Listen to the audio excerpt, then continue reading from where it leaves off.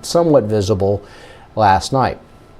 So this is more on how you can see this thing, and if you look straight west, a little south or west-southwest, a little to the left of due west, you have Venus. If you can, Venus usually stands out very soon, very early, even when we're not out of the astronomical twilight period. So even around 7, sometimes you can see it's called the evening star, but it's not really a star, it's a planet.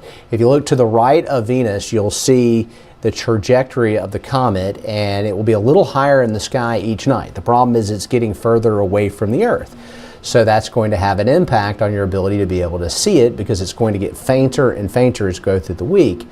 And then we have to look at the clouds too. But basically, if you look to the west and you're not looking towards city lights, that's another thing that will really hamper your ability to see this thing. If you can get out in West Mobile or down around Dolphin Island, kind of get towards the west end, or get somewhere where you have a good field of view, no trees, and be able to look west out across a field.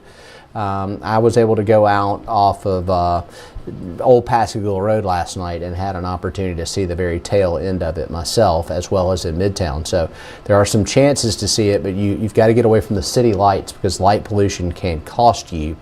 And looking at it, we've got some clouds overhead right now that may have an impact. We'll see if they're still around. I'm going to be watching this very closely. We are seeing the clearing line back to around Hattiesburg, Mississippi.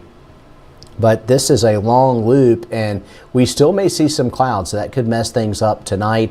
The far inland areas, Washington County, Greene County, a little better chance of seeing some clearing. That could help.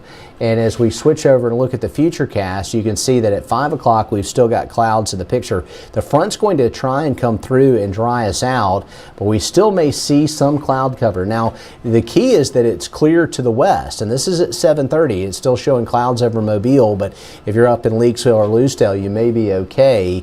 And if those clouds are overhead in Mobile, but it's clear enough to the west, we still may get a glimpse of that comet.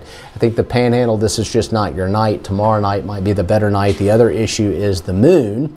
The moon phase is building towards full. It's a waxing gibbous at about 96%, and moon rise is going to be happening tonight at around, it says 5:18 p.m. So you're going to start to get it's going to get brighter and brighter from the moon, and that will be a negative thing. But I think tomorrow night the moon will still be a little lower in the sky, and we'll have clear skies. So that may be our best bet. But if you want to see the comet, you need to look to the west.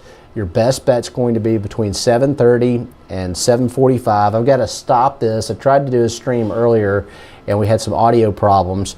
And I got to get ready for Fox 10 News at 3 p.m. So I'm going to be on the air in about 10 minutes. And we'll talk more about this. It may not be the perfect night for it because of cloud cover. But tomorrow night, again, between 7:30 and about 8 o'clock in the western sky, not very high up over the horizon, you may have an opportunity to see this comet, because it is a big one and it's very unusual. So this is our chance to see something neat in the skies. We'll have more on this on Fox 10 News. We'll also talk about a crazy cold front that's coming in, and lows tonight right around 50 with some 40s in the inland spots, but we'll see 40s and even 30s in the inland spots tomorrow night. So get the jackets ready to go. I'll get you prepared on Fox 10 News.